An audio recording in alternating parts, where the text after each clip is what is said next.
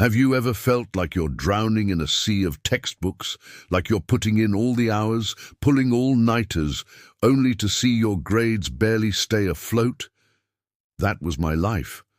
My name is Alex, and for the longest time, I believed that the only path to success was paved with endless, grueling hours of study.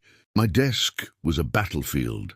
Highlighter pens ran dry, sticky notes covered every surface, and my coffee mug was a permanent fixture.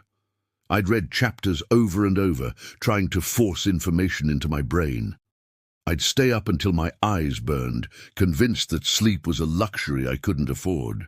But on exam day, it all felt like a blur. The facts were jumbled, the concepts were foggy, and my confidence would crumble. I wasn't just tired, I was defeated.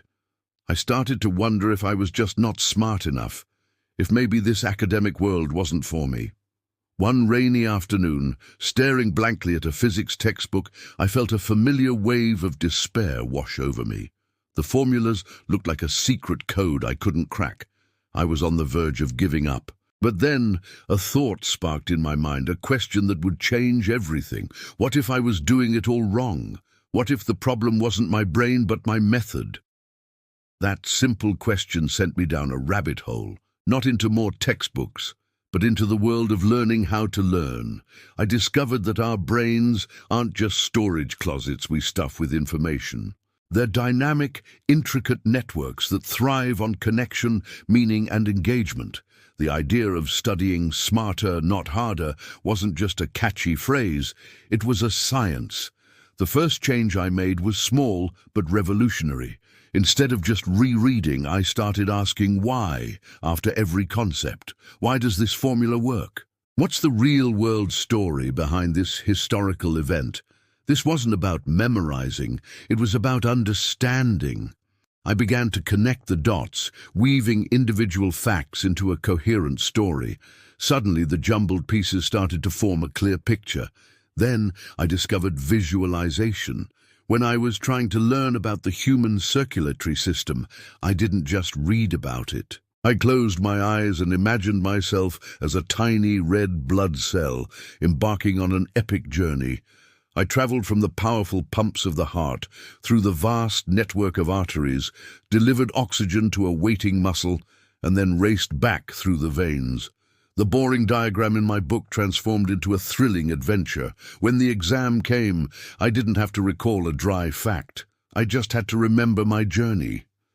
Next came the magic of mind mapping. Instead of linear, boring notes, I started creating vibrant, sprawling maps of ideas. I'd put the main topic in the center and let the concepts branch out like a tree. I used colors, drawings, and keywords. This process didn't just organize the information, it mirrored how my brain naturally thinks, in networks and connections. My study notes became works of art, and reviewing them was actually fun. It was like looking at a map of my own understanding. Perhaps the most powerful tool was spaced repetition. I learned that our brains forget things over time in a predictable pattern called the forgetting curve. Cramming fights a losing battle against this curve. But if you review information at strategic, increasing intervals, just as you're about to forget it, you strengthen the memory trace each time. So, I stopped my marathon study sessions. Instead, I studied in focused 25-minute bursts, followed by a short break. I used simple flashcard apps that automatically scheduled my reviews. A quick 10-minute review today, another in 3 days, then a week later. It felt like I was doing less, but I was remembering more than ever before. The transformation wasn't instantaneous. It took discipline to replace old, ingrained habits. There were days I felt the pull of the old way, the false security of just sitting and reading for hours, but I stuck with it, and slowly things began to shift. The constant anxiety started to fade, replaced by a quiet confidence.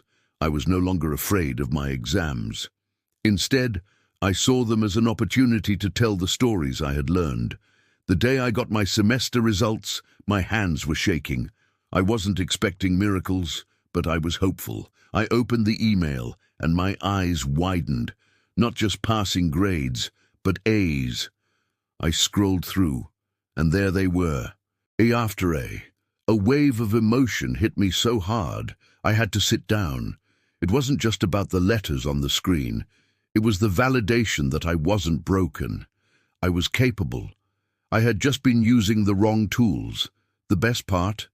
I had achieved this while getting more sleep, feeling less stressed and having more time for friends and hobbies.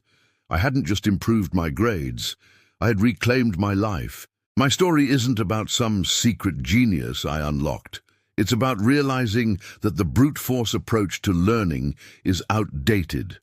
Your brain is the most powerful tool you will ever own, but like any powerful tool, you need to learn how to use it properly. Grinding away for hours is like trying to chop down a tree with a blunt axe. Studying smart is like taking the time to sharpen the blade first. The effort becomes focused, efficient, and infinitely more effective. So if you're feeling like I did, overwhelmed, exhausted, and questioning your own ability, I want you to hear this. You are not the problem.